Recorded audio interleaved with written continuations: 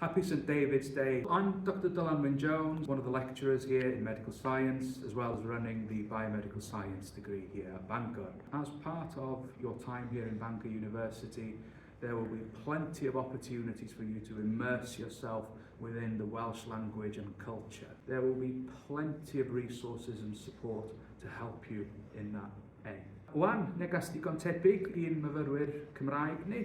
Yma Bangor, da ni'n chwilio yn rhoi y cyfle i chi i astudio elfennau o'ch cwrs gwyddorau meddygol chi drwy gyfrwng y Gymraeg. Mi fydd na gyfleoedd i chi dim jyst gwneud eich gwaith cwrs drwy gyfrwng y Gymraeg, ond mae yna hefyd gyfle i chi trafod y gwyddoniaeth, trafod y pwnciau dysgu a wneud eich aroliadau bob asesiad drwy gyfrwng y Gymraeg. Mae yna nifer fawr o gefnogaeth i chi gael, nifer mawr o'n staff dysgu yn iaith gyntaf Gymraeg hefyd. Diolch yn fawr iawn.